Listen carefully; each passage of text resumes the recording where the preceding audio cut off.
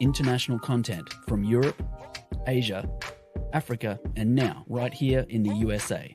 Watch us via Roku on your smart TV. Download the Millennium TV app from the App Store to stream our shows anywhere, anytime. Millennium TV.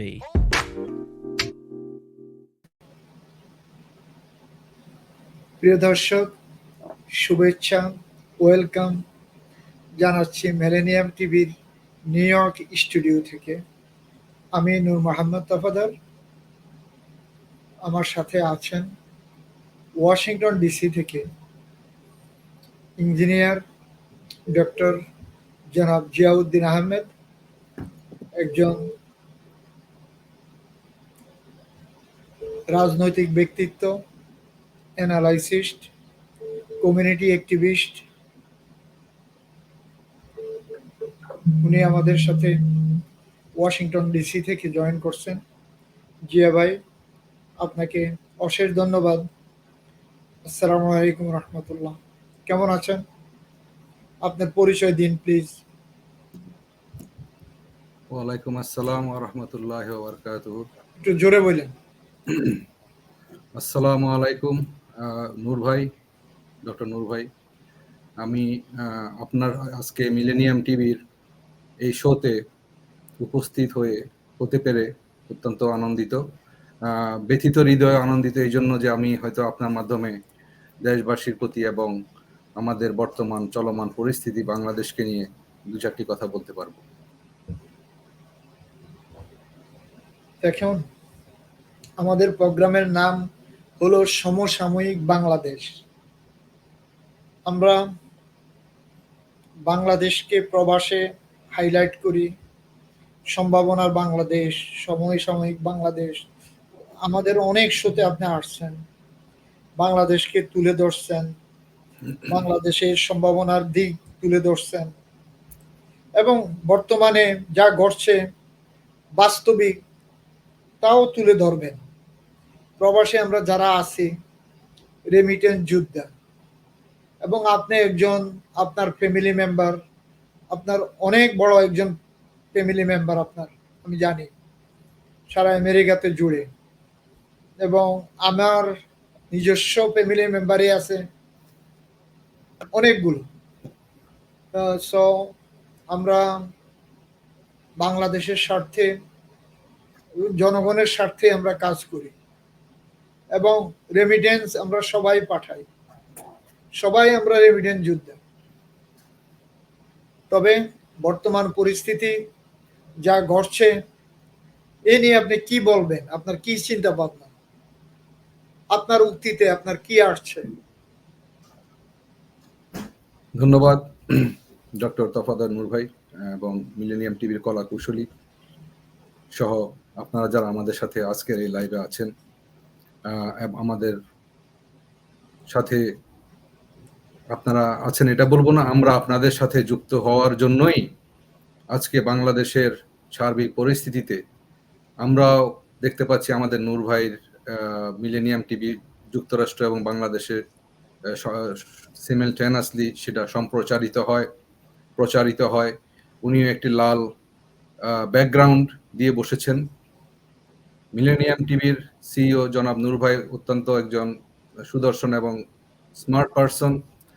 আমি আজকে ওনাকে যেরকম বিধ্বস্তভাবে দেখতে পাচ্ছি, চিন্তিত দেখতে পাচ্ছি, আমি এর আগে কখনো আপনার সাথে না হলে অন্তত শখানেক টক শো করেছি বিভিন্ন বিষয়ে, বিভিন্ন আইটির উপরে এবং বিভিন্ন বিষয়ে, কখনো আপনাকে এত বিমর্ষ আমি দেখিনি।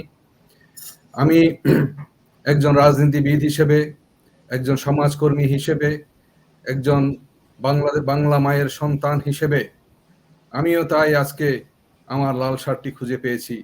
আমি যারা আজকে রাজপথে আছে, আমাদের প্রবাসে আমাদের যারা ভাইরা আছেন, আমাদের বোনেরা আছেন, আমাদের প্রবাসে বিভিন্ন দেশে, অস্ট্রেলিয়া, ইউকে, সৌদি আরব, দুবাই, মিডল ইস্ট, কাতার, যুক্তরাষ্ট্র, আমেরিকা, কানাডা সহ ভারতের কিছু অংশেও আমরা আন্দোলন দেখতে পাচ্ছি। সারা বিশ্ব জুড়ে আজকে যারা আমাদের এই আন্দোলনকে ছড়িয়ে দিয়েছেন, সে আন্দোলনের একটি অন্যতম সিগন্যাল হলো যে লাল দিয়ে আপনি আজকে আপনারা যারা বৈষম্য বিরোধী ছাত্র আন্দোলন, তাদেরকে আমি আমার অন্তরস্থল থেকে রক্তিম শুভেচ্ছা জানাই। আপনারা অন্তত স্বাধীনতার পূর্ববর্তী সময়ে আমি দেখেছি ছাত্র জনতা এরকম ঐক্যবদ্ধ হতে।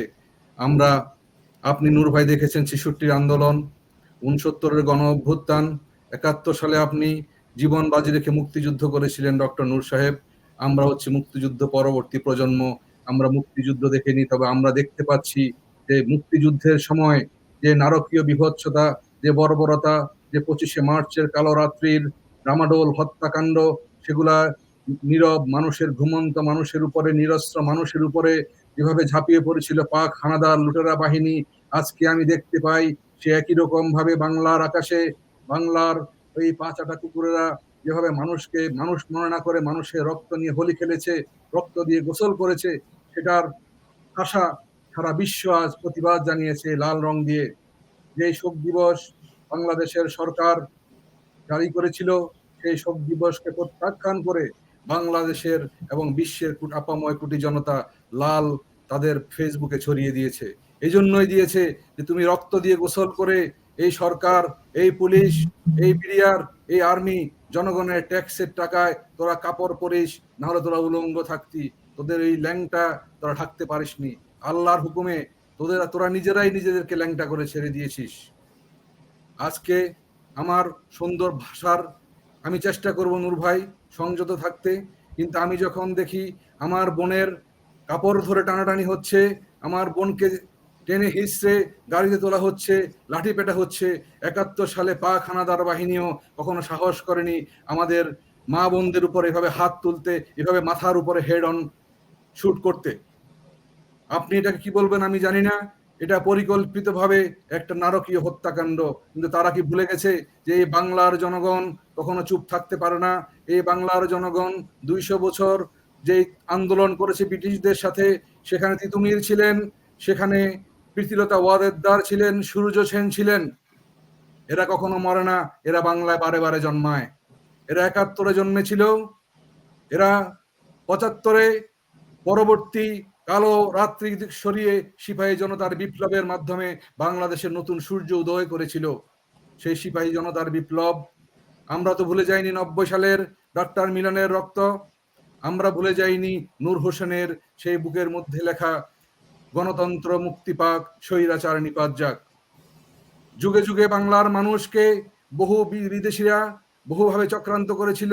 ইস্ট ইন্ডিয়ার সেই বেনিয়া গোষ্ঠী, লর্ড ক্লাইভের রক্তের জারজ সন্তানেরা আজও বাংলার মাটিতেই আছে। তারা আবার দাবি করে আমরা বাঙালি। আমি বলতে চাই তারা বাঙালি না, তারা হচ্ছে লর্ড ক্লাইভের জারজ সন্তান। ওই লর্ড ক্লাইভের জারজ সন্তানেরাই বাংলাদেশের মানচিত্রকে বারে বারে রক্তাক্ত করেছে, বাংলাদেশের মানুষকে বারে বারে গুলিবিদ্ধ করেছে, হত্যা করেছে, গুপ্ত হত্যার মাধ্যমে জেল জুলুম করে মিশিয়ে দিতে চেয়েছে, কিন্তু পারে নাই। বাংলার মানুষ জেগে উঠে বারবার, বাংলার মানুষ বুকের রক্ত, তাজা রক্ত ঢেলে দিয়ে আজকে আবার প্রমাণ করেছে যে ছাত্র জনতা প্রমাণ করেছে যে বাংলার মাটিকে কেউ কখনো আঁকড়ে ধরতে পারবে না, কামড়ে ধরতে পারবে না। বাংলার বাঘ, রয়্যাল বেঙ্গল টাইগার আমাদের জাতীয় পশু। আমরা দেখিয়ে দিয়েছি যে বাংলার বাঘ বারবার জেগে উঠে, বাংলার মানুষের প্রতিবাদী কণ্ঠ বারবার জেগে উঠে, বাংলার মানুষের মা বোনের ঝাঁটার পিটা, ঝাড়ু মিছিল, মশাল মিছিল তোমরা দেখো নাই। জি ভাই, চাই যে স্বাধীনতার যুদ্ধের সময় যে মুক্তিযোদ্ধারা আপনি যুদ্ধ করেছেন, তাদের কাছে আমার প্রশ্ন, আপনি কি এই বাংলাদেশ দেখতে চেয়েছেন কি নূর ভাই? আমি আপনার কাছে আবার ফেরত যাচ্ছি। ধন্যবাদ। দেখুন, যে ভরাক্রান্ত দুঃখে আপনি কথাগুলো বলছেন, সে দুঃখ সারা বাঙালি জাতি এবং সারা পৃথিবীতে যারা প্রবাসে আছে, দেশে আছে, সবার ভিতরেই এই ক্রোধ বিক্ষোভ বর্তমানে চলছে। শুধু হয়তো বা একটা গোত্র বা একটা গোষ্ঠী বা একটা দলের ভিতরে নেই, বাট সারা বাংলাদেশের 18 কোটি জনগোষ্ঠীর ভিতরেই আছে কম বেশ। কিন্তু এইভাবে আমি আর আপনি প্রবাস থেকে আমরা প্রটেস্ট করব, দেশের দুর্নাম করব, বা দেশের ভাবমূর্তি হরণ করব, দেশকে যেভাবে যাচ্ছে, এর থেকে উত্তোলন কি আছে? এর থেকে উত্তোলন কি আছে? এই যে ছাত্র জনতা, এর পিছনেও তো একটা শক্তি আছে, আছে না? এদের দায় দাবি তো হয়তো বা সরকার কিছু মেনে নিছে, সবই তো মেনে নিছে, তাই না? এখন আমি কথা নিয়ে আসছি আপনার কাছে, এজ এ মিডিয়া কর্মী হিসাবে আমি বলছি আর কি, এদের মোটামুটি যে দায় দাবি আছে সরকার তো মোটামুটি সবই মেনে নিছে। এখন ওরা রাস্তায় যে ভূমিকা রাখছে, এতে আমাদের রাষ্ট্রের জন্য এটা কি ভালো? আমাদের জন্য ভালো? ধন্যবাদ নূর ভাই, আপনি কয়েকটি প্রশ্ন রেখেছেন। প্রথমত আপনি বলেছেন যে আজকের এই ছাত্র জনতার কর্মসূচির মাধ্যমে বাংলাদেশের ভাবমূর্তি ক্ষুণ্ণ হচ্ছে কিনা। আমি এখানে পরিষ্কারভাবে আপনাকে বলতে চাই, আপনার মাধ্যমে আমি জানি যে দেশবাসীও সেটাই, সবার মনে একই কথা, রাষ্ট্র যখন জনগণের ন্যায্য দাবির বিপক্ষে দাঁড়িয়ে যায়, রাষ্ট্রের বাহিনীগুলোকে যখন ছাত্র জনতার, ছাত্রদের ন্যায্য দাবির বিরুদ্ধে লেলিয়ে দেওয়া হলো, রাষ্ট্র যখন তার ছাপোষা, তার তাবেদার গুন্ডা বাহিনীকে লেলিয়ে দিল, বিশ্ববিদ্যালয়ের ছাত্ররা শান্তিপূর্ণ অবস্থান করছিল, সেই জায়গায় তখন তারা হয়তো ভাবতে পারেনি, তারা ভেবেছিল আগের মতোই মিথ্যা প্রপাগান্ডা করে, মিথ্যা অজুহাত দিয়ে, বাংলাদেশে জঙ্গির নাটক করে, বাংলাদেশে বিভিন্ন ধরনের অতীতে যেসব নাটক আমরা দেখেছি সেই সব নাটক করে এই আন্দোলনকে মুছে দিতে পারবে। কিন্তু যখনই বাংলার সাহসী দামাল ছেলেরা, স্কুলের 13 বছরের বালক থেকে শুরু করে বিশ্ববিদ্যালয়ের শিক্ষক পর্যন্ত সবাই যখন রাস্তায় নেমে গেল, প্রতিটি কলেজ, প্রতিটি স্কুল, প্রতিটি বিশ্ববিদ্যালয়ের ছাত্র জনতা, 28 থেকে 30 লক্ষ ছাত্র জনতা যখন সারা বাংলাদেশে নেমে গেল, তখন ওই অস্ত্রধারী গুন্ডারা পরাজিত হলো, তারা বিশ্ববিদ্যালয় থেকে বিতাড়িত হলো।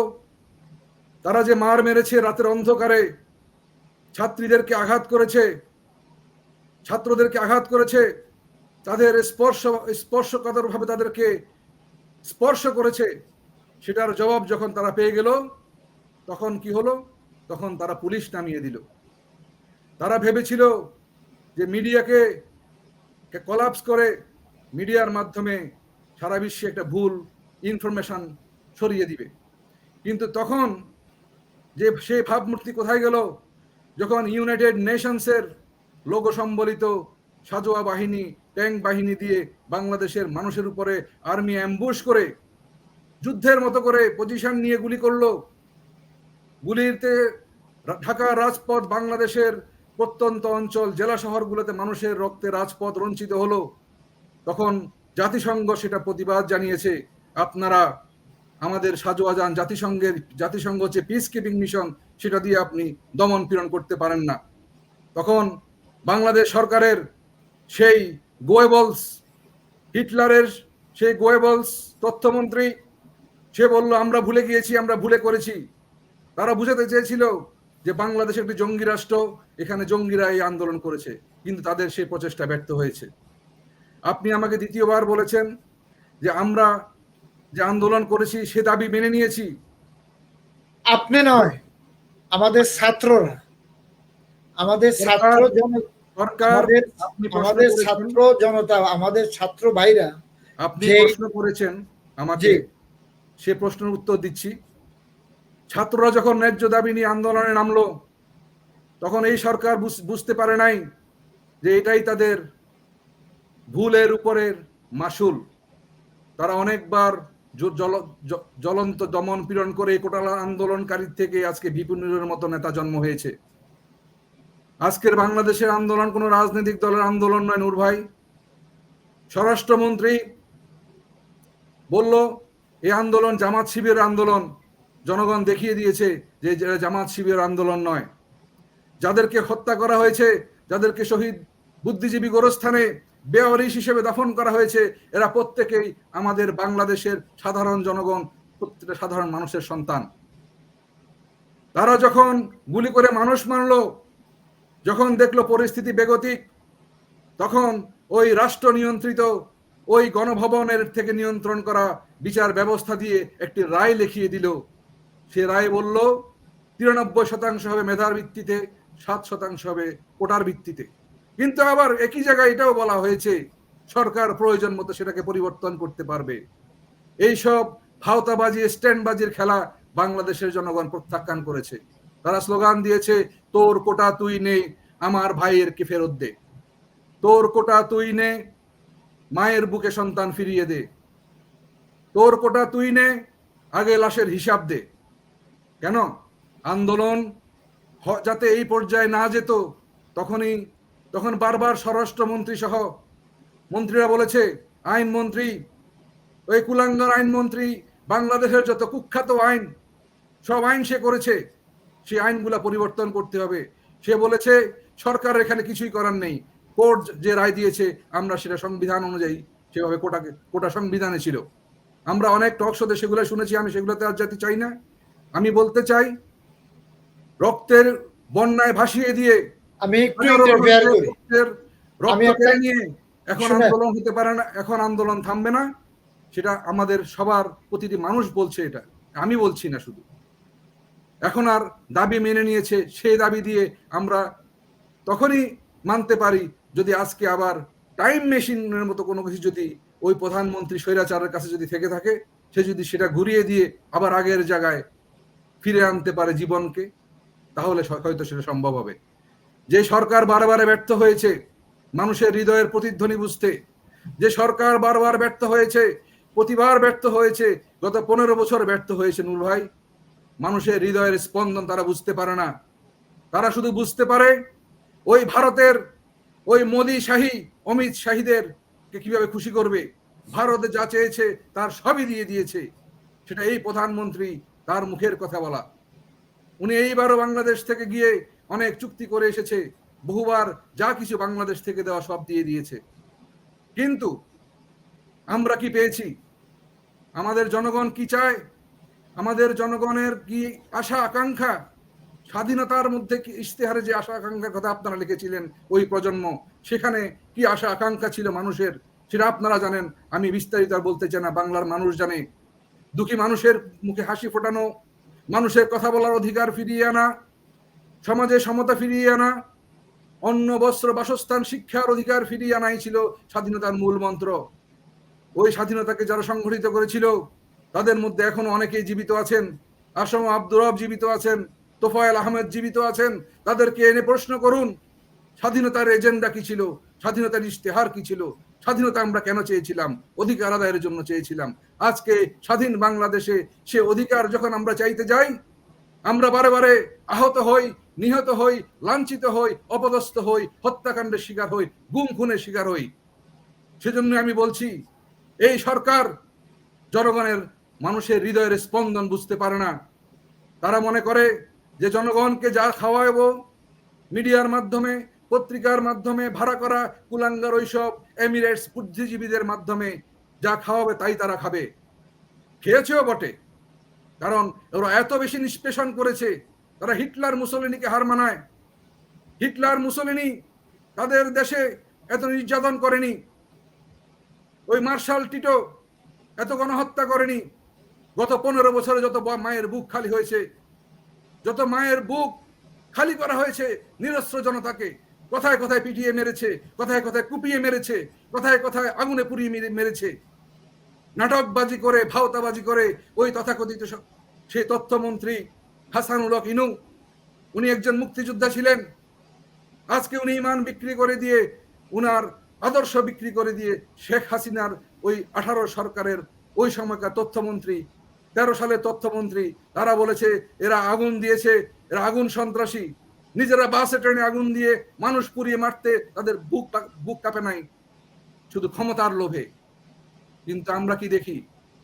আমরা দেখি একজন মুসলমান হিসেবে আল্লাহ বলেছে, আল্লাহ ফেরাউনকেও যেভাবে মেরেছে, ফেরাউন যদি জানতো কারণ কারণ যদি জানতো তার সব সম্পদ মাটির নিচে ডুবে যাবে, ফেরাউন যদি জানতো যে সাগরের নিচে তার মতো প্রতাপশালী সম্রাট সাগরের নিচে ডুবে যাবে, ফেরাউন ভেবেছিল দুভাগ হওয়া পানির যে উঁচু প্রাচীর, ভাই যেই প্রাচীর দিয়ে মুসা জি ভাই বেরিয়ে জি ভাই গিয়েছে, শুনেন ফেরাউনও সেই মুসা নবীর মতো সে সাগর পাড়ি দিতে পারবে, সাগরের বুকে সেও নেমে পড়েছিল।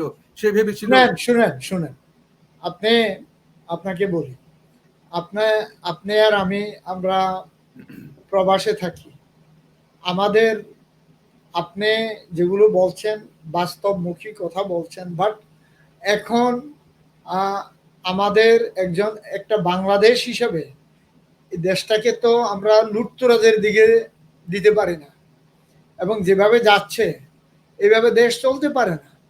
এখন কি করণীয় আছে? বর্তমানে বাংলাদেশ যে অবস্থানে আছে, every single day billions of dollar আপনার ট্যাক্স পেয়ারের লস হচ্ছে, বাংলাদেশের লস হচ্ছে, আপনার এক্সপোর্ট ইম্পোর্ট থেকে শুরু করে সর্বক্ষেত্রে লস্ট হচ্ছে, আপনার ইনকাম সোর্স লস্ট হচ্ছে। আমরা বুঝলাম বাংলাদেশের গভর্নমেন্ট যেগুলো করছে পিছের দিকে, বা বাংলাদেশ ইন্ডিয়ার সাথে আতাত করে যেগুলো করছে, এটা বাংলাদেশের স্বার্থে করছে না, বাংলাদেশের স্বার্থন্বেষী জনগণের স্বার্থে করছে না। কিন্তু বর্তমানে কি করা উচিত? বর্তমান ক্ষেত্রে 18 কোটি জনগণের স্বার্থে আমাদের কি করা উচিত? পিছের দিকে যা গেছে এগুলো বলে তো আমাদের কোনো লাভ হবে না। এজ এ প্রবাসী হিসাবে, একজন মিডিয়া কর্মী হিসাবে আমাদের বাস্তবমুখী কথা বলা উচিত, যে এই সেক্টর আমরা দেখতে চাই, এই কাজ আমরা দেখতে চাই, এই কাজ আমরা করতে চাই। আমি কি বুঝাইতে পারছি আপনাকে? ধন্যবাদ নূর ভাই, আপনি আমাকে আপনার প্রশ্নটা বুঝাতে পেরেছেন, কিন্তু আপনি যে কথাগুলো বলছেন, এই 18 কোটি জনগণ বা 2 কোটি 2.5 কোটি বা 3 কোটি প্রবাসী, আমরা 100% ভুক্তভোগী, প্রত্যেকটা লোক ভুক্তভোগী। এগুলো সরকার পার্টি হোক, বিরোধী দল হোক, মুসলিম হোক, খ্রিস্টান হোক, বৌদ্ধ হোক, আমরা সবাই ভুক্তভোগী, আমরা সবাই রেমিটেন্স যোদ্ধা। ওকে, সো আমরা বাস্তবের মুখে আমাদের দেশকে আমরা তো অরাজকতার দিকে নিয়ে যেতে পারছি না। আমাদের কি করা উচিত? আজকে যে পরিস্থিতি সৃষ্টি হয়েছে, আপনি বলছেন বাস্তবমুখী, আপনি একজন শুনেন, আপনি ইউনাইটেড স্টেটসের কংগ্রেশনাল ডিভিশনের একজন ইঞ্জিনিয়ার, আপনি পৃথিবীর অনেক কিছু দেখেন আল্লাহর রহমতে। সো এতে আপনার আইডিওলজিতে আমাদের বাংলাদেশ তো আমাদের দেশ, আপনার দেশ, আমার দেশ।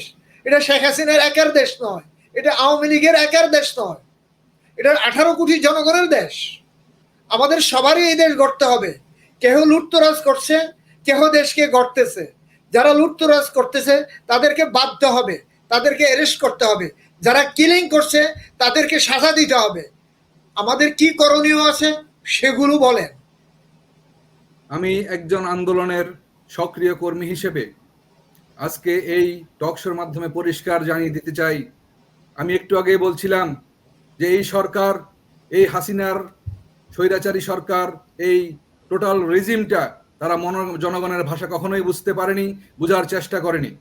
আমি আজকে আবারও বলতে চাই, জনগণ আপনাকে লাল কার্ড দেখিয়ে দিয়েছে, আপনি চলে যান, আপনি সসম্মানে ক্ষমতা ছেড়ে দেন, আপনি ফিরে আসুন, আপনি হোশে ফিরে আসুন। আপনি কি বেহুশ আছেন, নাকি আপনি কোনো একটা ঘোর অমানিসার মধ্যে আছেন, অথবা আপনার চাটুকাররা কি আপনাকে চারপাশ থেকে ঘিরে ধরেছে, সেটা আমি জানি না। আপনি গণভবনে কি অবস্থায় আছেন, নাকি ভারতের ওই মোদি শাহীরা আপনাকে পিছন থেকে পিস্তল ঠেকিয়ে বন্দুকের নল দিয়ে আপনাকে এগুলা করাচ্ছে, আমরা কিচ্ছু জানতে চাই না। আমরা পরিষ্কার জানতে চাই আপনি কি করতে চান, এবং এমন কিছু করেন যেটা জনগণের মানুষ ছাত্র জনতা মানবে, এমন কিছু করেন যেখান থেকে আপনি একটা এক্সিটে আসতে পারেন। আপনাকে লাল কার্ড দেখিয়ে দেওয়া হয়েছে, আপনাকে আজকে যেই জায়গায় নিয়ে গিয়েছেন সেটা বর্বরতা, সহিংসতা, একটা ফ্যাসিস্ট সরকারের যত রকম গুণাবলী বৈশিষ্ট্য আছে সবকিছু আপনি ধারণ করেন। সেটা আপনি করেছেন আপনার ক্ষমতার জন্য। কিন্তু আমি যে কথাটা বলছিলাম, ক্ষমতা কারো চিরস্থায়ী নয়, ক্ষমতায় কেউ কোনোদিন বসে না আজীবনের জন্য। ক্ষমতা থেকে গাদ্দাফি বিতাড়িত হয়েছে, আনোয়ার সাদাত বিতাড়িত হয়েছে, সাদ্দাম হোসেন বিতাড়িত হয়েছে, সমসাময়িক কালে আমরা দেখতে পাই। আবার সেই জায়গায় আপনি দেশকে নিয়ে যান, সেই অরাজক পরিস্থিতি আমরা দেখতে চাই না।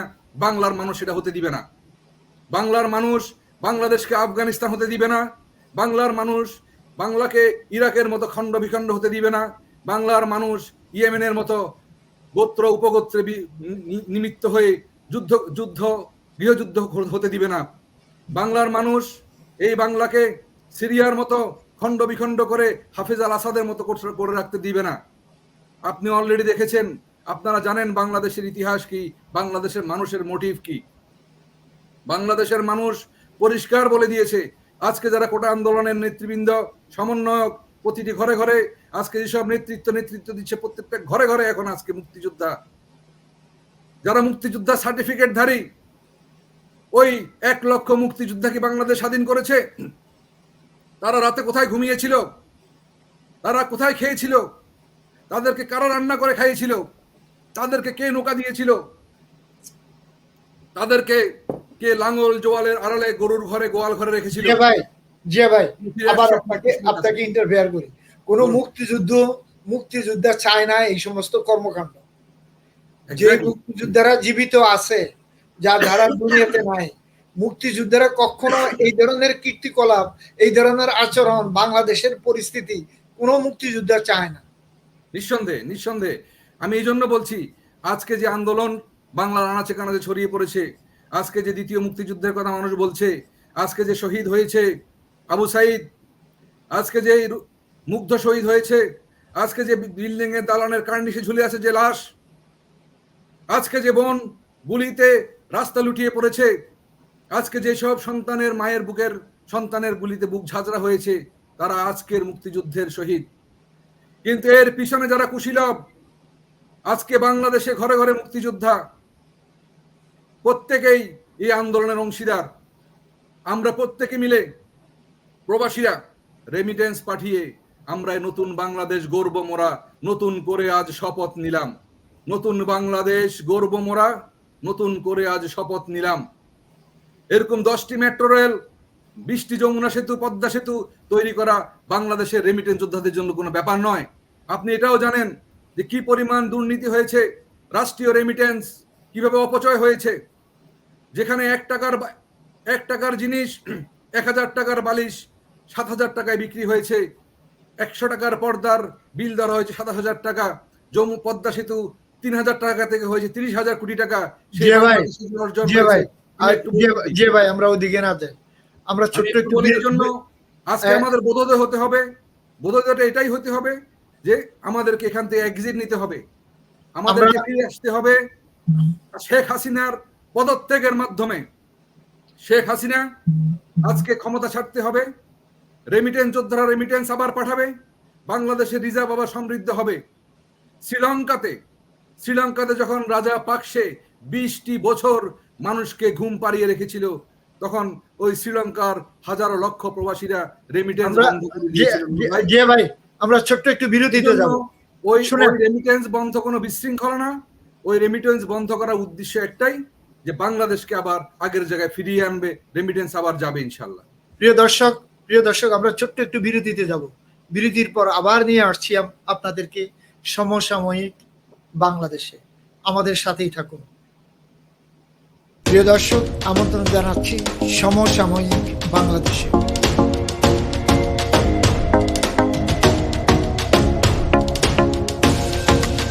আপনাদের সাথে আছি আমি নূর মোহাম্মদ তাবাদর, নিউ ইয়র্ক স্টুডিও থেকে।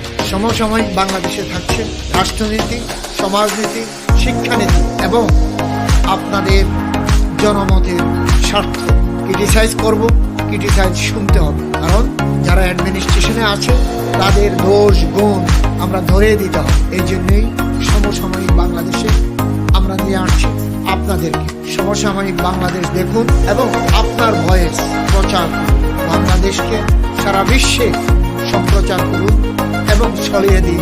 যে যেখানেই থাকুন সমসাময়িক বাংলাদেশ দেখুন মিলেনিয়াম টিভি ইউএসএ এবং মিলেনিয়াম টিভিতে সকল iOS এবং অ্যান্ড্রয়েড ডিভাইস এবং সারা বিশ্বে একযোগে সকল smart TV, Sony, Samsung, LG, Mitsubishi, Toshiba, Panasonic, so many others এবং রুকু, অ্যামাজন ফায়ার স্টিক এবং আপেল টিভি একযোগে সারা বিশ্বে হরাইজন স্যাটেলাইটে এবং জাগো ভিডিও আমরা সকল কেবল নেটওয়ার্কে, লোকাল কেবল নেটওয়ার্কে আমাদের website millennium TV USA millenniumtv.org আমাদেরকে লেখার শিখান info@millenniumtv.usa.com এবং সমসাময়িক বাংলাদেশ @millenniumtv.org। যে যেখানেই থাকুন সমসাময়িক বাংলাদেশ দেখুন, বাংলাদেশকে নিয়ে কথা বলুন, দেশকে সম্প্রচার করুন, দেশের দিক নির্দেশনায় যারা আছে তাদেরকে নিয়ে সমালোচনা করুন, তাদেরকে নিয়ে ক্রিটিসাইজ করুন, উন্নয়নমুখী দেশকে গড়ে তুলুন। যে যেখানেই থাকুন সুস্থ থাকুন, ভালো থাকুন, মিলেনিয়াম টিভি ইউএসএ সাথেই থাকুন। আল্লাহ হাফেজ। প্রিয় দর্শক, আবার নিয়ে আসছি আপনাদেরকে সমসাময়িক বাংলাদেশে। যে ভাই দেখুন, সরকারকে আমরা যা ইচ্ছা তা বলতে পারি, অ্যাডমিনিস্ট্রেশন তাদের ভুল ভ্রান্তির প্রাচিত্য তারা ভোগ করবে। আমি পাপ করব, আমার প্রাচিত্য তা আরেকজন ভোগ করবে না, আমারই করতে হবে। দুনিয়াতেও করতে হবে, আখেরাতেও করতে হবে, তাই না? সো এখন বর্তমানে আমরা প্রবাসীরা যে যেখানে থাকি না কেন, কেউ মিডল ইস্টে আছে, কেউ ইউরোপে আছে, কেউ সাউথ আমেরিকা আছে, নর্থ আমেরিকা আছে, সারা পৃথিবী জুড়েই বর্তমানে বাংলাদেশি আছে, ইভেন ইসরায়েলেও আছে বাংলাদেশে, আল্লাহর রহমতে। সো আমাদের করণীয় কি? যে অনেকেই সোশ্যাল মিডিয়া বলছে রেমিটেন্স যোদ্ধারা রেমিটেন্স যেন বাংলাদেশে না পাঠায়। এগুলো তো আমার মনে হচ্ছে যে বাংলাদেশের স্বার্থে বলছে না। বাংলাদেশকে যদি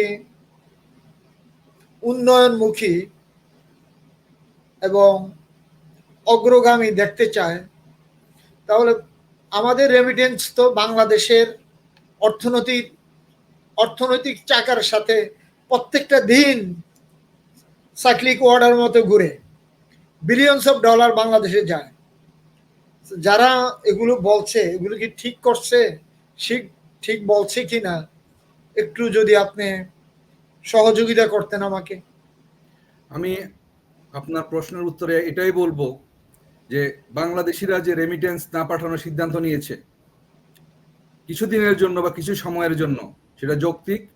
এই জন্য যৌক্তিক যে আজকে বাংলাদেশের মানুষের করের টাকা দিয়ে, ট্যাক্সের টাকা দিয়ে বাংলার মানুষের বুকের রক্ত এবং জীবন কেড়ে নেওয়া হচ্ছে, রক্ত নেওয়া হচ্ছে। রেমিটেন্স যোদ্ধারা দিন রাত পরিশ্রম করে, আর সরকারের মন্ত্রী পলক হুমকি দিয়ে দিল যে রেমিটেন্স যদি না পাঠান তাহলে দেশে আসতে দেওয়া হবে না। সেই এরকম কথা যে রেমিটেন্স যোদ্ধাদের মুখ থেকে যদি বলা হয় তারা রেমিটেন্স পাঠাবে, তবে এই পলক আর এই হাসিনা যতদিন প্রধানমন্ত্রী আছে, মন্ত্রী আছে, ততদিন আর পাঠাবে না ইনশাল্লাহ। আমি যেটা বলতেছিলাম যে শ্রীলঙ্কায় যখন শোষণ, আমি আপনাকে একটু ইন্টারফেয়ার করি। মিনিস্টার পলক বলছে, এই কথাটি আপনাকে কে বলল? এটা পত্রিকার নিউজ। কোন পত্রিকার নিউজ? এটা আমি আপনাকে রেফারেন্স পাঠাতে পারবো। মিনিস্টার পলক এটা বলেছে যে পত্রিকায়, এবং সে ক্ষমা চেয়েছে পরবর্তীতে। আজকের পত্রিকায় দেখলাম সে গত কিছুদিনের কর্মকাণ্ডের জন্য সে আবার ক্ষমা চেয়েছে। কর্মকাণ্ডের জন্য ক্ষমা চেতে পারে? যে সে কি এটা বলছে যে যে রেমিটেন্স যোদ্ধারা যদি রেমিটেন্স না পাঠায় তাহলে দেশে আসতে দিবে না? সে না, কে? দেশে আসতে দিবে না। সে কে? দেশে আসতে দিবে না সে বলেছে। সে কোথাকার? সে কিভাবে বলতে পারে সে একজন বাংলাদেশিকে সে দেশে আসতে দিবে না? সে বলেছে। অপদার্থ! এটা কি আপনি জানেন?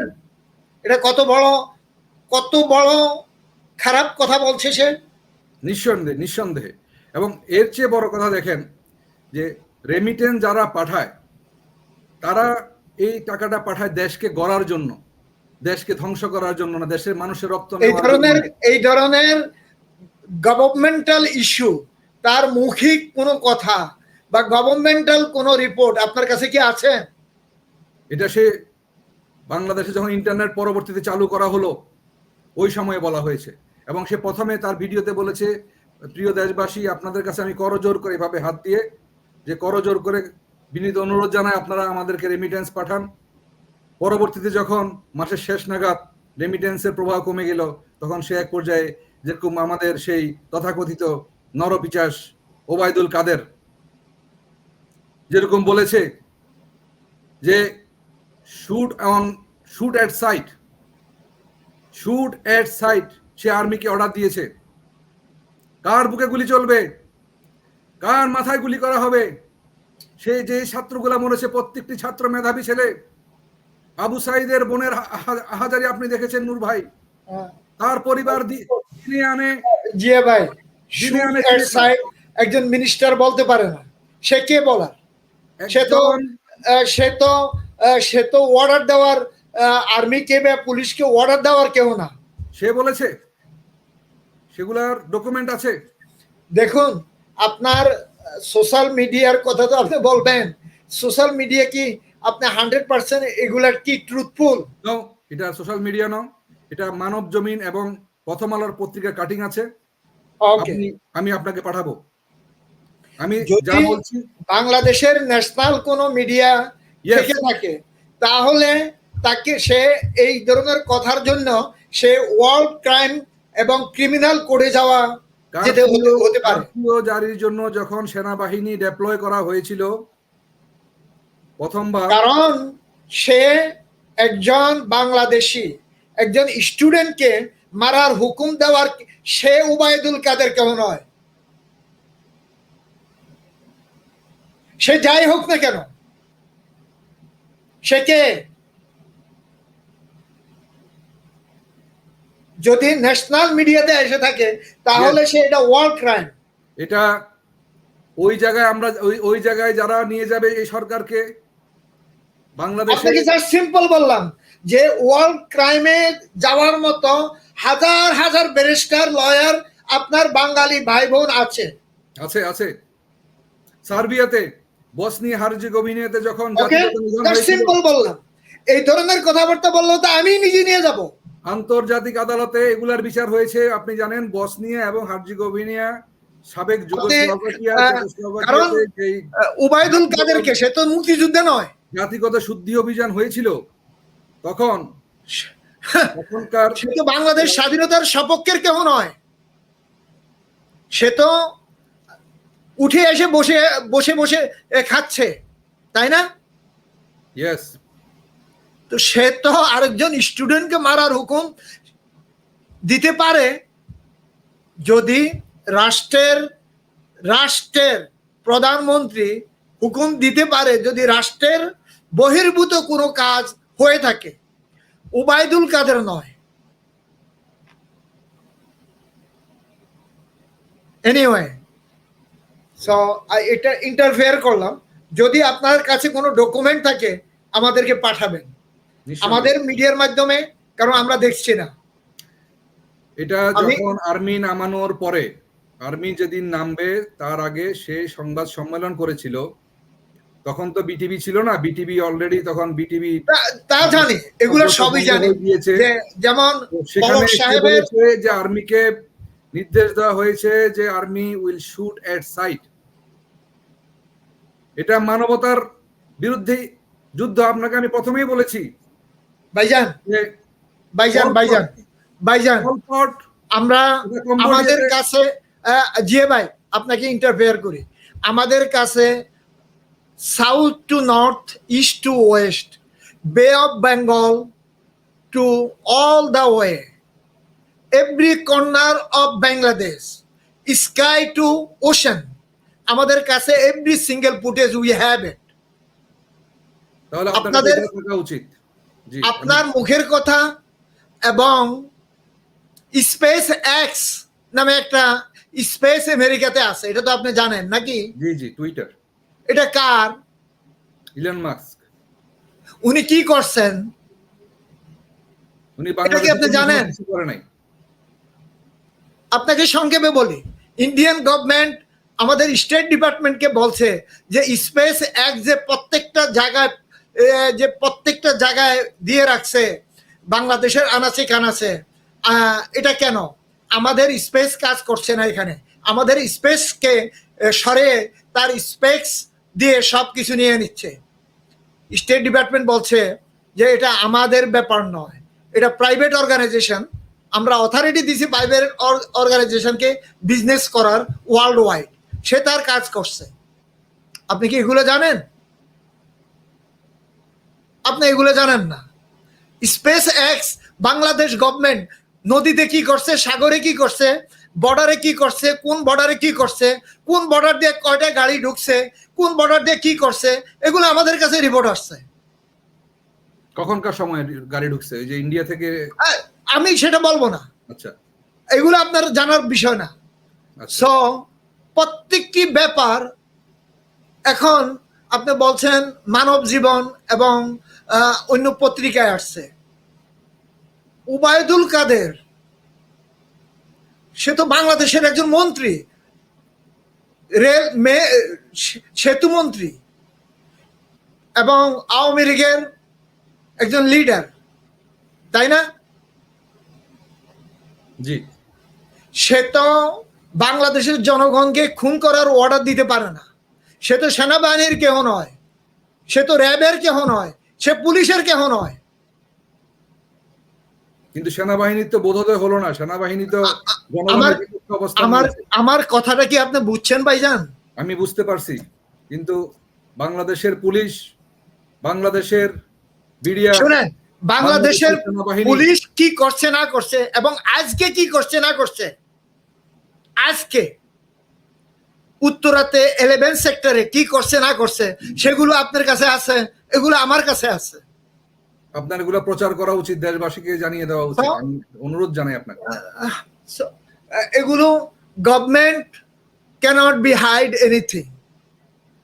বাংলাদেশ গভর্নমেন্টে যেগুলো করছে, বাংলাদেশ সেনাবাহিনী যেগুলো করছে, বাংলাদেশ পুলিশ যেগুলো করছে, এগুলো আহ্বান জানাই জনগণের পাশে। তারা হাইড করে কোথাও থাকতে পারবে না।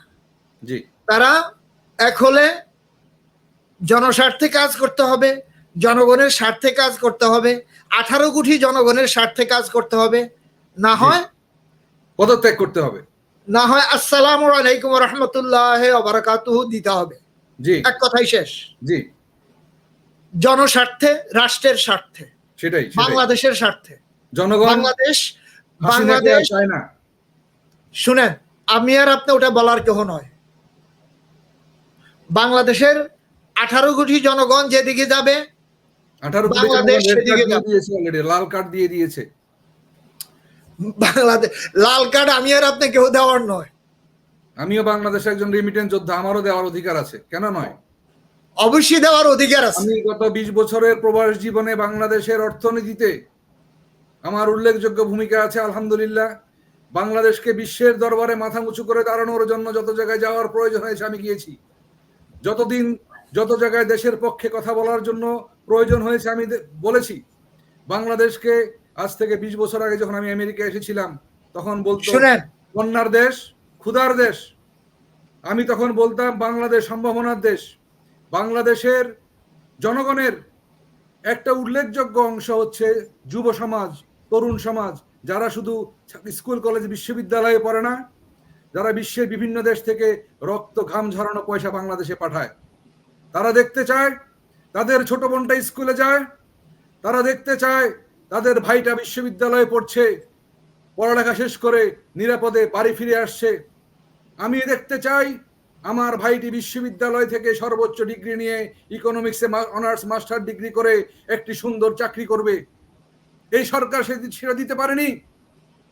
আমি রেমিটেন্স যোদ্ধা, আমি দেখতে চেয়েছি আমার ছোট ভাইরা সরকারের বিভিন্ন গুরুত্বপূর্ণ জায়গায় কাজ করে ভূমিকা রাখবে, যেরকম আমি বিদেশে বসে আছি ভূমিকা। দেখুন, আমাকে একটু বলতে দেন। ধন্যবাদ নূর ভাই।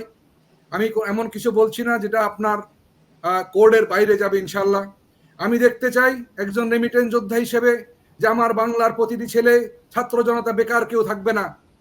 আজকে বাংলাদেশে লক্ষ লক্ষ বেকার, লক্ষ লক্ষ শিক্ষিত বেকার হতাশাগ্রস্ত, দুর্নীতিতে রাহুগ্রস্ত। গ্রামে গঞ্জে মেম্বার চেয়ারম্যানরা ওদেরকে শিক্ষিত ছেলেদেরকে শাসায়। শিক্ষিত ছেলেরা রিক্সা চালায়, ট্যাক্সি চালায়, আর অশিক্ষিত ওই গুন্ডা বদমাস বখাটে ছাত্রলীগের গুন্ডা পান্ডারা আজকে মেম্বার হয়েছে, চেয়ারম্যান হয়েছে, ইউপি চেয়ারম্যান হয়েছে, হ্যান হয়েছে, ত্যান হয়েছে, মন্ত্রী হয়েছে। যে যত বেশি আমি যাদের সুন্দর একটা প্রশ্ন শুনেন, আপনার এই বলতে দেন এই কথা। বাংলাদেশ দেখতে চেয়েছি। আমি যখন তরুণ বয়সে আমেরিকা এসেছি, তরুণ স্বপ্ন নিয়ে এসেছি আমেরিকা, নিজেকে এখানে বড়লোক বানানোর জন্য না। স্বপ্ন দেখেছি আমার মাতৃভূমির স্বপ্ন, যে মাতৃভূমিতে বিশ্ববিদ্যালয়ে, যে মাতৃভূমির কলেজে জনগণের টাকা দিয়ে আমি লেখাপড়া করে আজকে বিদেশে প্রতিষ্ঠিত হয়েছি। সেই স্বপ্ন দেখি আমি এখনো বাংলাদেশের। সেই স্বপ্ন ভুলণ্ঠিত। বাংলাদেশ একটা তলাহীন ঝুড়ি হয়েছে। বাংলাদেশে আমরা রেমিটেন্স পাঠাই, সেখান থেকে $6 বিলিয়ন এভরি মাসে বাংলাদেশ থেকে চলে যায়। বাংলাদেশে 80 লক্ষ বিদেশি চাকরি করে। বাংলাদেশে গার্মেন্ট সেক্টরে বড় বড় পজিশনে যোগ্যতা থাকা সত্ত্বেও আমার বন্ধুরা, আমার ভাইয়েরা, আমি আপনাকে নাম ঠিকানা পাঠাতে পারবো, আমার আত্মীয়রা সর্বোচ্চ পজিশনে ছিল, ফ্যাক্টরি ম্যানেজার ছিল, চিফ মার্চেন্ডাইজিং অফিসার ছিল। তারা আজকে বেকার। তারা কেউ কেউ আজকে ফার্মেসি দিয়ে দোকান করছে। আপনি জানেন কেন? জানেন? তাদেরকে স্যাক করা হয়েছে। তারা কোনো রাজনৈতিক ব্যাকগ্রাউন্ডে না, কোনো ধরনের কোনো দেশ বিরোধী কাজেও তারা ছিল না। তারা চাকরি হারিয়েছে কোনো একটা প্রতিবেশী দেশ, সে দেশের লোকজনের কর্মসংস্থান আমার দেশে হয়, আর আমার দেশের ছেলেরা বেকার বসে থাকে। আমার দেশের ছেলেরা রাস্তায় ভাত বিক্রি করে, আমার দেশের ছেলেরা বেকার থাকে। আমার দেশের ছেলেরা জীবনের ঝুঁকি নিয়ে, শিক্ষিত ছেলেরা সাগর পাড়ি দিয়ে, ভূমধ্য সাগর পাড়ি দিয়ে ভূমধ্য সাগরের মাঝখানে ডুবে মরে ইটালি যেতে, ইউরোপ যেতে চায়। সেই রক্ত ঝরানো রেমিটেন্স যখন বাংলাদেশে পাঠানো হয়, তখন আমরা কি দেখি? সেই রেমিটেন্স আবার তলাহীন ঝুড়ি হয়ে বাংলাদেশ থেকে পাচার হয়ে যাচ্ছে। বাংলাদেশের ব্যাংক খালি করে দিয়ে সিঙ্গাপুরে এসালম গ্রুপ, সাইফুজ্জামান, আখতারুজ্জামানের ছেলে সাইফুজ্জামান ভূমিমন্ত্রী ছিল, সে লন্ডনে $200 মিলিয়ন বিনিয়োগ করেছে। সে রিয়েল এস্টেট জায়ান্ট হয়েছে লন্ডনে। আপনি জানেন? আমাদের রক্ত অর্জিত টাকা একটি পয়সা আর পাঠানো হবে না। আমি পাঠাই না, আপনিও পাঠাবেন না। আমরা এই সরকার পদত্যাগ করা পর্যন্ত, এই সরকার বিদায় হওয়া পর্যন্ত আমরা $1 পাঠাবো না। বাংলাদেশের গ্রামে গঞ্জে, আমাকে বলতে দেন প্লিজ, একটু প্লিজ। বাংলাদেশের গ্রামে গঞ্জে মানুষ না খেয়ে থাকবে না। বাংলাদেশের ঘর থেকে বেরোলে মা বোনেরা শাক লতা পায়, সেগুলো রান্না করে খাবে। বাংলাদেশের গ্রামে গঞ্জে পুকুরে মাছ আছে, সেগুলা ধরে খাবে। হয়তো মাছ গোস্ত খেয়ে বাহারি রঙের তরকারি দিয়ে খেতে পারবে না, কিন্তু বাংলাদেশের মানুষ কষ্ট করে হলো এই সরকারকে বিদায় করতে হবে। তারপর এই রেমিটেন্স বাংলাদেশেই যাবে। এই রেমিটেন্স দিয়ে বাংলাদেশের লোন পরিশোধ করা হবে ইনশাল্লাহ। এই রেমিটেন্স পাঠিয়ে বাংলাদেশের বন্ধ হওয়া মিল কারখানা, গার্মেন্টস ফ্যাক্টরি চালু করা হবে। আজকে বাংলাদেশে আওয়ামী লীগের এবং গুন্ডা লীগের মদতপুষ্ট যারা গার্মেন্টস মালিক, তাদের গার্মেন্টস থেকে শুধু বিদেশে টাকা রপ্তানি, পোশাক রপ্তানি হয়, কিন্তু সে পোশাক রপ্তানির টাকাও বাংলাদেশে ফেরত আসে না। সাধারণ জনগণ, সাধারণ উদ্যোক্তাদের যে ফ্যাক্টরি, মিল ফ্যাক্টরি সব বন্ধ হয়ে গিয়েছে। রেমিটেন্স যাবে না ইনশাআল্লাহ, রেমিটেন্স যাবে না। আমি আপনাকে কথা দিচ্ছি নূর ভাই। দেখুন, বাংলাদেশ গার্মেন্টস এর কথা বলছেন, আপনাকে ইন্টারফেয়ার করি। গার্মেন্টস এর একটি ক্রান্তি লগ্নে দাঁড়িয়ে একটা ঐতিহাসিক ক্রান্তি লগ্নে দাঁড়িয়ে আমার কাছে মনে হচ্ছে যে বাংলাদেশের আজকে মনে নতুন করে অবুদ্ধ হওয়ার সময় হয়েছে। যেরকম সন্তান ভূমিষ্ঠ হওয়ার আগে মাতৃগর্ভের ভিতরে সন্তানের নড়াচড়া শুরু হয়ে যায়, মায়ের তল পেটে ঝাঁকুনি শুরু হয়ে যায়। আজকে আমি দেখতে পাচ্ছি নূর ভাই, বাংলার কোণে কোণে আজকে সে কাঁপুনি শুরু হয়েছে। বাংলার ঘরে ঘরে মায়েরা জেগে উঠেছে, বাংলার ঘরে ঘরে বোনেরা জেগে উঠেছে, তাদের কারো চোখে ঘুম নেই। বাংলার অভিনেতা অভিনেত্রী, চাকরিজীবী, রাজপথে বুদ্ধিজীবী, শিক্ষক কেউ আজকে মরতে ভয় পাচ্ছে না, সবাই রাস্তায় নেমেছে। বাংলাদেশের নতুন করে জন্ম হওয়ার প্রসব বেদনা শুরু হয়েছে। নতুন বাংলাদেশের নতুন ভাবে জন্ম হবে। আর চিরতরে অত্যাচারী জালেম সে যেই হোক, যে দলেরই হোক, চিরতরে বিলুপ্ত হবে ইনশাল্লাহ। তারা কখনোই আর বাংলাদেশকে খাবলে খেতে পারবে না। বাংলাদেশের মানুষ অত্যন্ত পরিশ্রমী। আমি যেটা বলছিলাম, বাংলাদেশের সংখ্যাগরিষ্ঠ লোক তরুণ, বাংলাদেশের সংখ্যাগরিষ্ঠ লোক শিক্ষিত, বাংলাদেশের সংখ্যাগরিষ্ঠ লোক উদ্যোক্তা এবং মেধাবী। বাংলাদেশের যে জনসংখ্যা, সেই জনসংখ্যার একটি উল্লেখযোগ্য অংশ হচ্ছে তরুণ, যেটা নাকি একটি দেশের জন্য একটা বড় সম্পদ। যে জনশক্তিতে জাপানে আজকে দেখুন বেশিরভাগ অধিকাংশ জনসংখ্যা হচ্ছে বৃদ্ধ বয়স্ক, আর বাংলাদেশের অধিকাংশ জনসংখ্যা হচ্ছে তরুণ।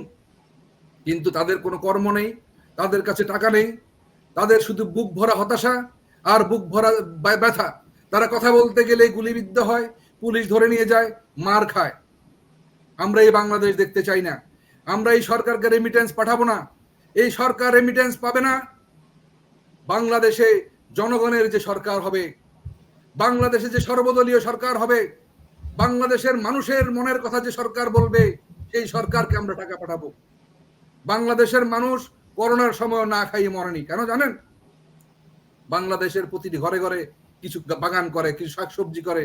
গ্রামে গঞ্জে মানুষ শাক পাতা তুলে কচুর শাক হয়ে খেয়ে, কচুর শাক সিদ্ধ করে। স্বাধীনতা যুদ্ধের সময় বাংলাদেশে খাবার ছিল না, বাংলাদেশের মানুষ পান্তা ভাত খেয়ে বেঁচে থাকেনি, থেকেছে। 9 মাস যুদ্ধ করেছে। এই স্বৈরাচারের বিরুদ্ধে যে আন্দোলন জুলাইতে শুরু হয়েছে, আমি দেখেছি মানুষ পোস্ট দিচ্ছে যে জুলাই হবে 62 দিনের। জুলাই আগস্ট বলে কোনো কথা নেই, জুলাই হবে 62 দিনের। এই 62 দিনের মধ্যে এই জুলাইয়ের শোক আমরা ভুলবো না।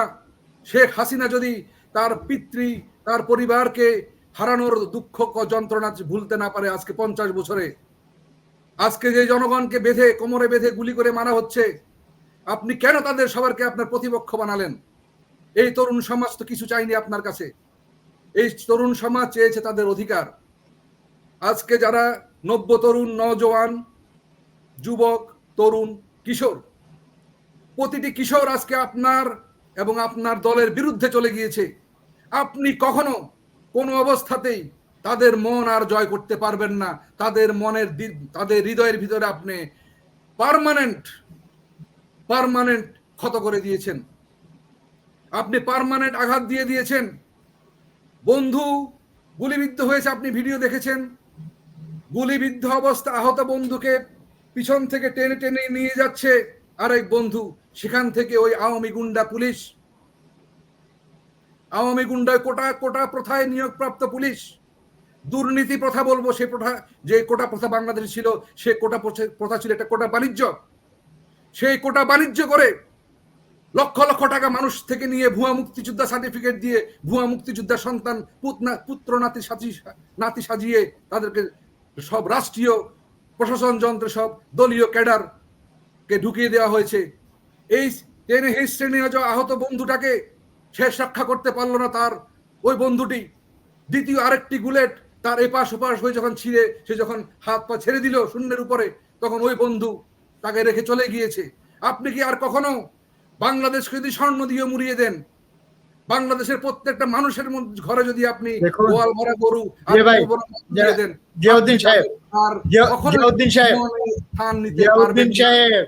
আপনি আপনাকে জনগণের বিপক্ষে দাঁড়িয়ে গিয়েছেন। ধন্যবাদ। আপনি এইখানে সরকারের বিরুদ্ধে বা অ্যাডমিনিস্ট্রেশনের বিরুদ্ধে যেগুলো বলছেন ইজ ফাইন, বর্তমান পরিস্থিতি এগুলো বলতেই পারেন, এটা আমাদের একটা মিডিয়া।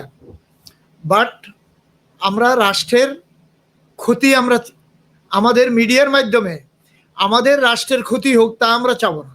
নিঃসন্দেহে আমাদের রাষ্ট্রের জনগণের ক্ষতি হোক তা আমরা চাবো না। কি বলছি কথা বুঝছেন? অ্যাডমিনিস্ট্রেশন কি করবে না করবে তাদেরকে ক্রিটিসাইজ আমরা করবই, তারা ভালো করো তাদের ক্রিটিসাইজ আমরা করব না, খারাপ বিন্দু পরিমাণ করবে তাদের ক্রিটিসাইজ আমরা করব, চুরি করবে ডাকাতি করবে মানুষ মারবে তাদের ক্রিটিসাইজ করার জন্য মিডিয়া। তারা যদি সাহায্য না করতে পারে তারা আসসালামু আলাইকুম দেব বা আদাব দেব চলে যাক। নূর ভাই, আমার দুঃখ লাগে, আপনাকে একটা কথা বলি। কি বলছি কথা বুঝছেন? ৭১ সালে আপনারা যখন মুক্তিযুদ্ধ করেছিলেন, শেখ মুজিবুর রহমান, বঙ্গবন্ধু শেখ মুজিবুর রহমানের আঙ্গুলের ইশারায় তখন বাংলাদেশের শতকরা ৯৯ জন লোক আওয়ামী লীগ করত। শুনেন, আমি একটু বলি আপনাকে কেন কথাটা বলছি। সেই আওয়ামী লীগ এই কালের পরিক্রমায় আজকে 2024 সালে শুনেন 66, 60, 65, 66, 70 আওয়ামী লীগ বর্তমান নাই, নাম্বার 1। নাম্বার 2, ওই বঙ্গবন্ধুর অ্যাডমিনিস্ট্রেশন নাই, ওই বঙ্গবন্ধু নাই, ওই বঙ্গবন্ধুর ফিঙ্গার নাই। বুঝে আসছে? ওই কথাটি আর বলবেন না। ওই 7.5 কোটি বা 7 কোটি বাঙালি নয়, এখন 18 থেকে 19 কোটি বাঙালি।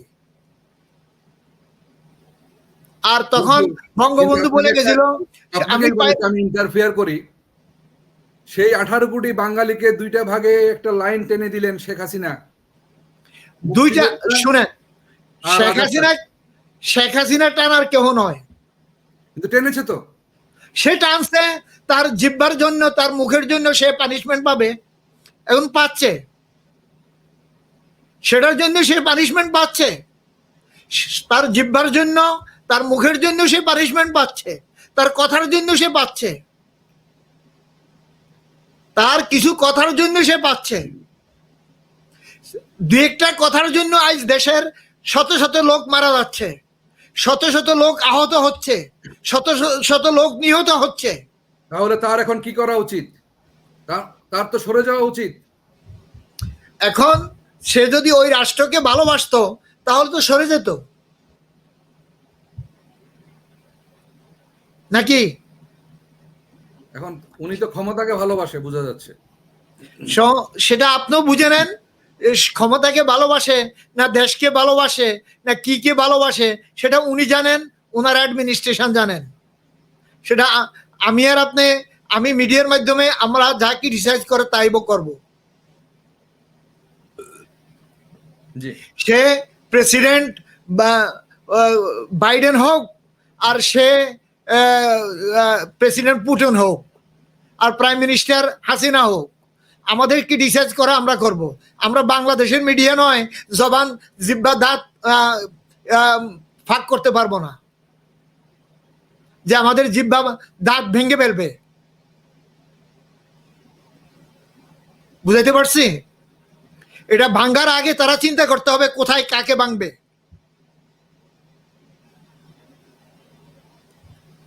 এনিওয়ে, আমাদের সময় অলমোস্ট শেষ। আপনাকে জাস্ট লাস্ট দু একটি কথা বলার জন্য বলবো, যে কথাগুলো বলছেন আপনি, উনি সরে যেত, উনি সরে গেলে কোন মহামানব আসবে বাংলাদেশে বলেন তো? মহাপুরুষ আসবে?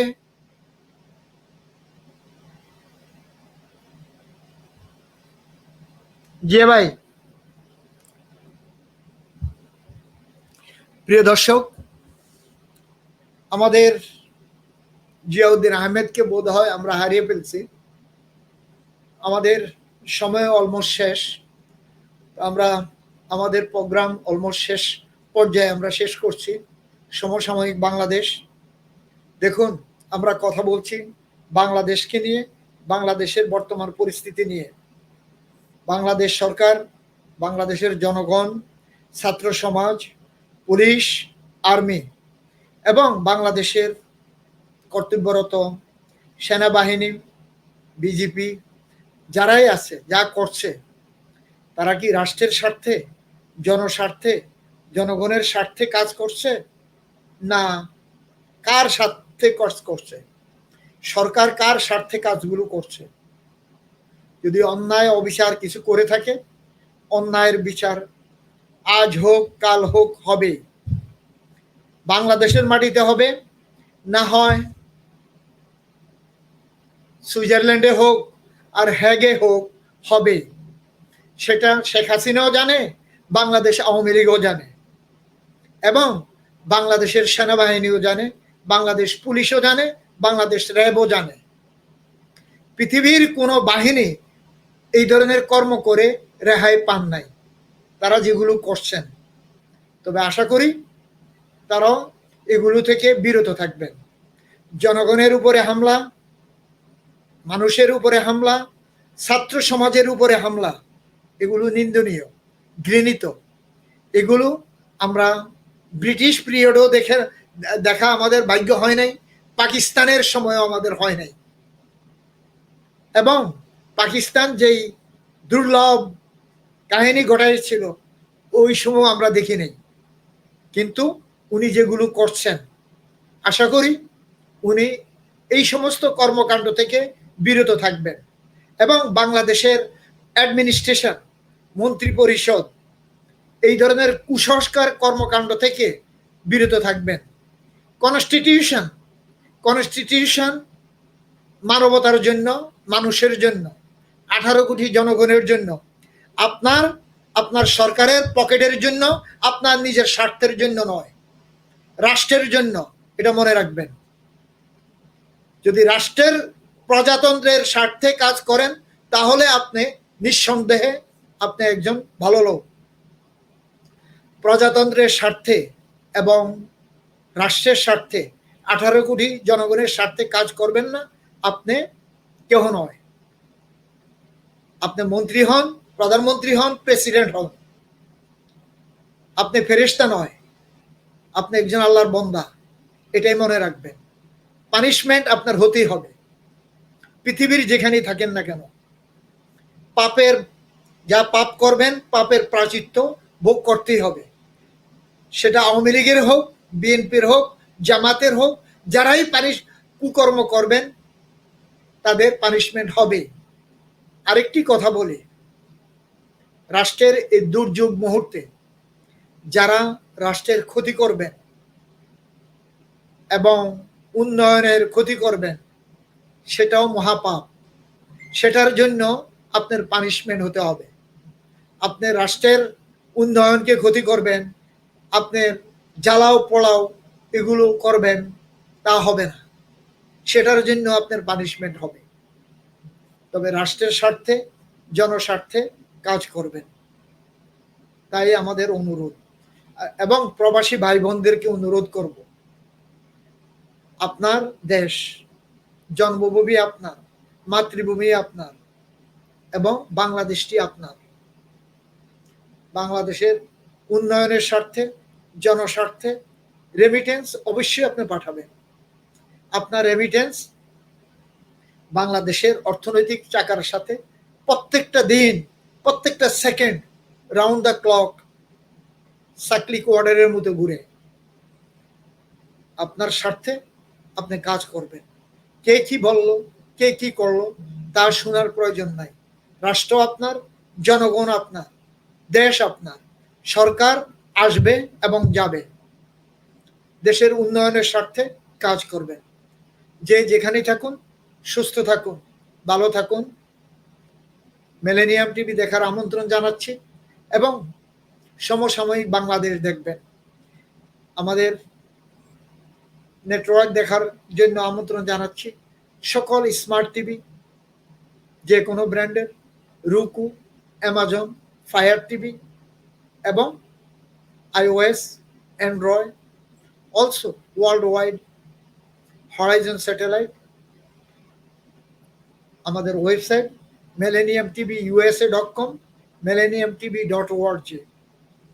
আমাদের social media address millennium TV USA এবং মিলেনিয়াম টিভি। প্রিয় দর্শক, যে যেখানেই থাকুন, সুস্থ থাকুন, ভালো থাকুন, মিলেনিয়াম টিভির সাথেই থাকুন। আল্লাহ হাফেজ।